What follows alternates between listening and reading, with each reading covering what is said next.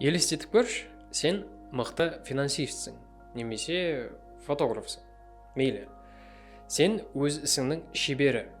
Қатты танымал емес, қатты профессионал емес, бірақ соған жақынсың. Сенімен жұмыс жасаған адам көп жағдайда саған риза болып қалады, өйткені сен ісіңді тиянақты және сапалы жасайсың. Сен сияқты мамандар аз. Сенің өзіндік тәжірибең бар. Өзіндік стилің бар. Нарықта белгілі бір орның бар. Мысалға айтайық, сенің 1 сағат жұмысың 20 000 теңге. Бірақ саған хабарласатын адамдар немесе мекемелер сенімен 5 000 теңгеге келіскісі келеді. Мен олардікін дұрыс емес деп айта алмаймын, өйткені оларды ұтқандарын қалайды, оның үстіне кім қымбат төлегісі келеді. Сенімен келісер кезде олар әрине төмен баға айтады. Бұндай әңгімелердің көптігінен сен ойланасың. Менің еңбегімнің құны төмен ба, немесе нарық менің ісімнің дәрежесіне сай емес па деп.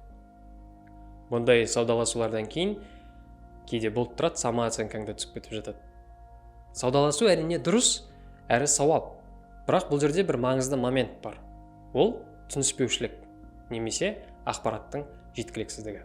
Сенің бірнеше жыл бойы білім іздеп, белгілі бір сынақтардан өтіп, қиналып сабақ алып, уақытыңды жұмсап, мыңдаған эксперимент жасап жинаған тәжірибеңіз туралы клиент кейде білмеуі мүмкін. Сондықтан кейбір кезде оны түсіндірген дұрыс. Сол үшін өзіңіздің портфолио, сертификат немесе жетістіктеріңізді көрсеткен жөн. Өз орнына клиент өзіне сұрақ қою керек. Ол адамның қызметтері неге қымбат? Мен не үшін ақша төлеп жатырмын?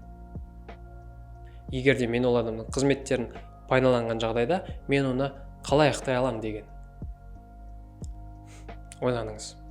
Айта кететін жағдай, кейбір адамдар өздерінің тәжірибесі төмен болса да, нарыққа сай емес, өздеріне тым қымбат баға қойып алады. Оларға айтатыным, нарықта сенімен қоса басқа да сенің әріптестерің бар. Нарықта бірінші боламын деп, сол нарықтан тыс кетіп қалмаңыз. Өйткені нарық мамандардан емес, сол нарыққа сұранысы бар адамдардан құралады. Бізде халық арасында осындай түсініспеушіліктер көп болатыны анық. Оның үстіне түсіндірер әңгіме де аз емес. Бірақ олар алда уақытта бола берер.